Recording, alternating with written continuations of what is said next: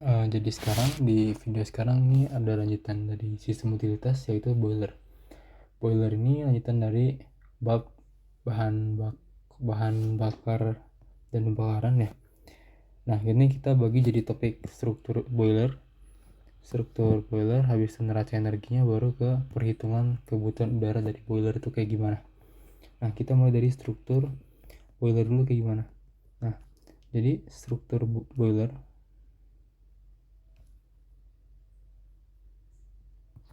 ini kita bisa katakan kayak gini. Sebelum kita masuk ke struktur boiler, kita perlu tahu diagram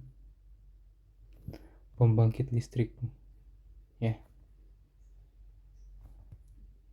Nah, jadi diagram alur diagram dari pembangkit listrik ini kurang lebih kayak gini. Misalnya di sini gue punya pompa. Sebentar, kita gambarkan sini pompa. Ini ada pompa. Lalu di sini ada kondenser. Di sini ada turbin. Nah, di sini kita bisa katakan, nah ini tuh boiler. Nah, maksudnya gimana? Maksudnya gini, ini ada kondenser. Jadi alurnya tuh di sini ada air. Air ini kita pompa agar masuk ke boiler. Nah, air yang keluar dari boiler ini adalah apa? Uap panas. Uap panas dan tekanan tinggi. Nah, dengan tekanan tinggi ini dia bakal gerakin turbin. Ya, dari turbin dia nanti bakal gerakin generator gitu, dan jadilah listrik. Nah, terus dari turbin ini kan dia jadinya tuh uap yang tapi tekanannya rendah ya. Nah, kalau uap tekanan rendah ini udah gak bisa ngasilin listrik lagi. Makanya kita harus pindahin ke kondensor biar dia jadi cair lagi. Air yang cair habis itu balikin lagi ke pompa, masuk ke boiler. Jadi kayak siklusnya kayak gini. Nah, yang mau gue jelasin itu ada di sini. Kita fokus ke boiler tuh di bagian ini dulu ya. Nah, jadi misalkan gini ya, kita punya sebuah pompa. Nah, pompa ini secara struktur dia akan dimasukkan ke dalam sebuah penyimpanan air ya. Penyimpanan ini kita sebut dengan steam drum.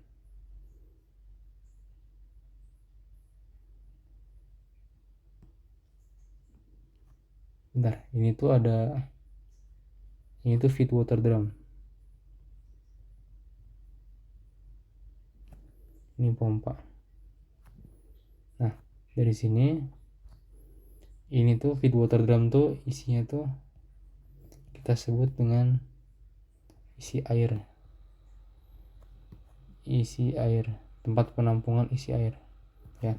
Lalu dari feed water drum ini akan kita alirin ke dalam tempat namanya tuh steam drum.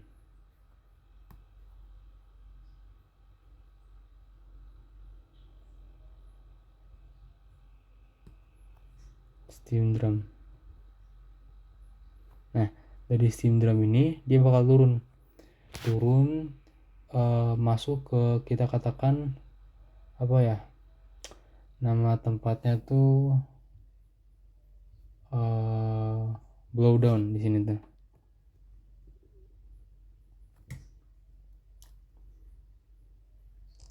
Nah, terus si blow down ini ada sebagian yang dicabangkan ke pipa sini dan masuk ke sini.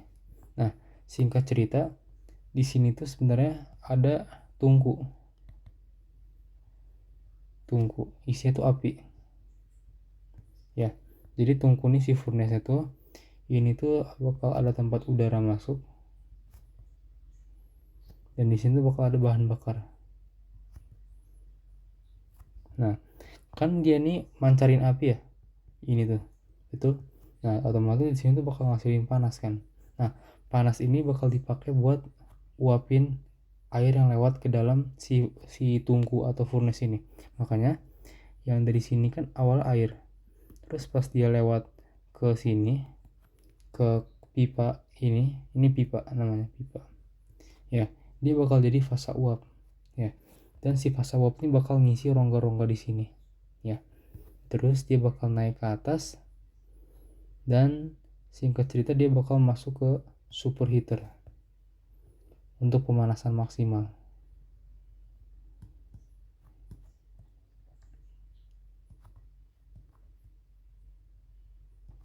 Habis itu baru dia akan diarahin ke turbin. Nah gitu. Jadi ini kurang lebih struktur boiler ya. Jadi kita gambar itu, kita bakal punya feed water drum, tempat penampungan air mentah. Lalu air mentahnya itu kita geser ke sini, ini namanya itu steam drum. Lupa dinamainnya, steam drum.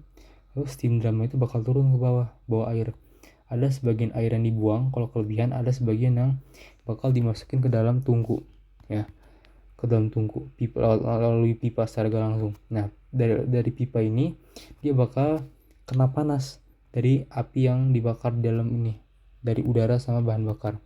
Habis itu pipa ini bakal nyerap panas, makanya keluaran dari pipa ini adalah uap. Uapnya bakal menuhin sisa space di steam drum ini, habis itu bakal terbang ke atas, terbang ke superheater. Makanya output di sini adalah uap panas ya, bertekanan tinggi kayak gitu. Itu kurang lebih struktur boilernya ya, semoga bisa dipahami. Nah sekarang kita masuk ke neraca energi boiler itu kayak gimana ya, neraca energi boiler. Nah neraca energi boiler ini, untuk mempermudah gambar ini kita bikin jadi blok. Kita lanjutin ini neraca energi boiler ya. Nah neraca energi boiler ini sebentar, kita biar permudah ini, kita ini ubahnya jadi blok diagram. Jadi kurang lebih gini, ini misalnya kita punya boiler. Sebentar, kita punya boiler ya. Nah boiler ini ada beberapa aliran. Misalnya di sini kita punya ada aliran bahan bakar.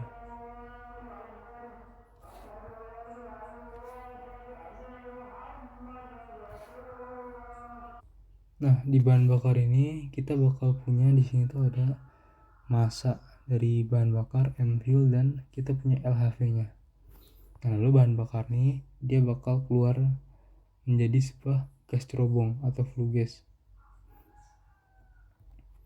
Ini keluarannya kita sebut dengan apa ya, M1 kali, M1 MI, bukan, sorry, ini MI CPI. Ini cuma penamaan doang ya, jadi enggak apa. Terus di sini kita punya aliran air umpan atau kita sebutnya feed water. Feed water itu yang ini ya, yang ini feed water. Nah feed water ini kita masukin, terus kita sebut massanya itu M1 dan entalpi itu H1. Nah singkat cerita, si feed water ini anggaplah dia tuh bakal kepecah di sini dua ya, dia bakal berubah jadi produk uap. Nah produk uap nih kita sebut M2H2 ya. Produk uap itu yang mana? Yang ini nih, yang ini produk uap, ini yang produk blowdown ya. Oke. Nah ini yang bawah ini adalah blowdown. Blowdown ini kita sebut dengan M3H3 ya. Kita udah punya aliran apa aja, aliran bahan bakar, aliran air, baru satu lagi tuh ada aliran uap bekas. Ini sebenarnya agak-agak gak wajib ya buat dimasukin. Uap bekas nih M4 H4, kalau uap ini tuh M3H3. Ini M5H5, sorry. Nah sebentar. Nah uap bekas ini tuh apa? Ini tuh sebenarnya gak wajib ditulis, cuman mungkin kadang-kadang perlu. Jadi cara kerjanya kan ini air mentah ya, feed water, air mentah umpan. Nanti bakal ada sebagian yang dipanaskan jadi uap, ada yang dia tuh bakal tetap jadi cair. Nah, singkat cerita yang uap ini kan bakal masuk turbin ya. Terus keluar dia bakal jadi uap bertekanan rendah. Ya, uap bertekanan rendah ini kita sebut dengan uap bekas. Uap bekas itu kita masukin ke sini ya. Biar dia tuh nanti bakal jadi tinggi lagi suhunya. Kayak gitu. Habis itu keluar dari sini jadi uap, dari uap baru ke kondensor. Mungkin sebelum kondensor dia tuh bisa masuk ke turbin lagi ya. Turbin baru ke kondensor. Ya kayak gitu gambarannya. Ini kita hapus lagi aja. Nah, jadi kita neraca energi gimana? Neraca energinya itu jadi M fuel dikali LHV dikali efisiensi ini akan sama dengan M2H2 ditambah M3H3 dikurangin M1H1. Ini tuh punya si air. Terus ditambah ini tuh bakal jadi ada M5H5 min M4H4. Ya, ini tuh sebutannya aliran apa ya? Aliran kalau gak salah ini waste heat ya. Ya. Ini neraca energinya. Nah, singkat cerita, ini yang ini itu sebenarnya adalah key boiler. Key boiler itu sama dengan M fuel dikali LHV dikali ini. Ya. Jadi dari sini kita bisa punya efisiensi boiler itu adalah apa? Adalah key boiler yang kita bagi dengan M fuel dikali LHV. Itu cara menentukan efisiensi boiler. Nah, habis itu kita masuk yang ketiga tuh apa topiknya? Tentang menghitung kebutuhan udara ya. Nah, kebutuhan udara ini maksudnya gimana? Misalkan gini, kita misal punya ada senyawa CX HY XOZ. Nah, ya ini misal kita punya sebuah biomasa kayak gini. Nah, biomasa ini kita perlu bakar agar membentuk CO2 dan H2O. Makanya kita perlu menghitung kebutuhan udara kan. Nah, caranya itu adalah kita menghitung analisis ultimate. Jadi kayak gini kurang lebih. Kita punya C tambah O2 kan jadi CO2 ya. Terus kalau H dioksidasi jadi H2O.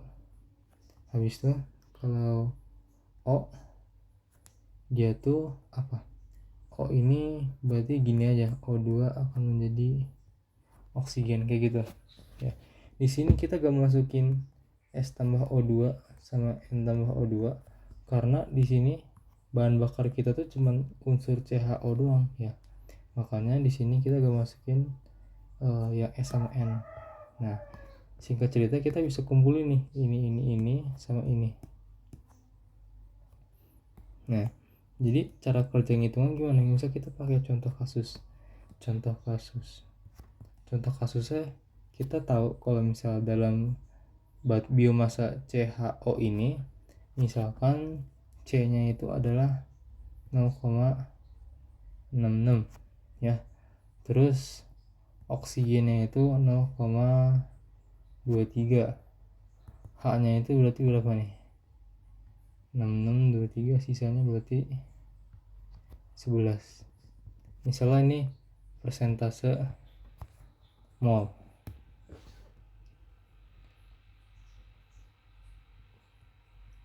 Nah, terus katakanlah basis 100 mol, maka ini dapat 66 mol ya. 66 mol, 23 mol, ini 11 mol, ya kan? Nah, Di sini kalau misalnya kita punya 66 mol, di sini kita punya 66 mol, ini kita juga punya 66 mol ya. Terus kalau H kita misalnya di sini punya 11, ini kita juga punya 11 mol ya. Misalkan kalau oksigen karena di sini punya 23, berarti di sini 23 per 2 ya, berarti 11,5 mol. Kita kumpulin nih ini ya. Jadi kita bakal tahu kalau misalnya kebutuhan udara itu adalah berapa mol. Berarti 66 ditambah 11 dikurangin 11,5. Nah berarti berapa nih? Harusnya nih sekitar 65,5 mol gitu cara ngitung kebutuhan udara buat si boiler. Nah kalau misalnya perhitungan ini kan kebutuhan udara ya. Kalau misalnya ada lagi namanya penentuan gas buang. Penentuan gas buang itu berarti kita jumlahin ini sama ini ya. Bentar, ada yang baru gue nyadar, ini belum setara reaksinya. Ini kan ini H tambah O2 ya, ini harusnya jadi ini ya, terus ini jadi setengah. Oke, nah ini baru setara. Ini perhitungannya kita ralat dikit ya. Nah ini kalau 11 berarti di sini itu adalah 11/4.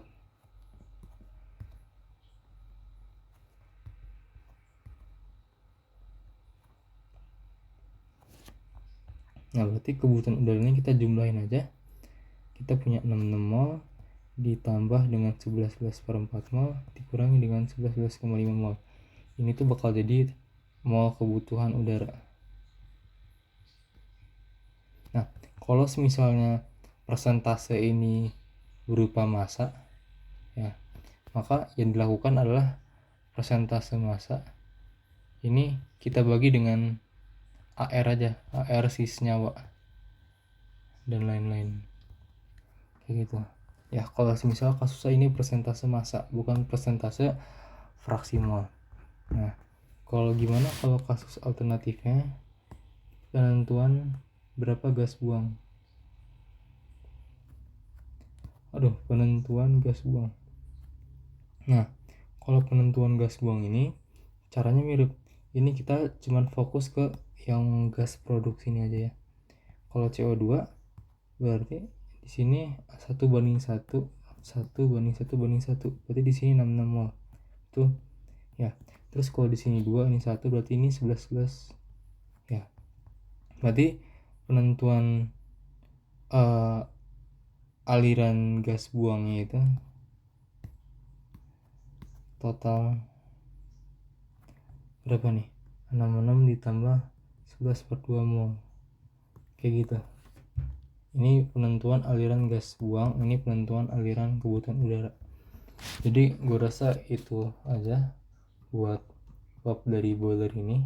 Semoga bisa dimengerti mulai dari strukturnya hingga dengan perhitungannya ya. Terima kasih.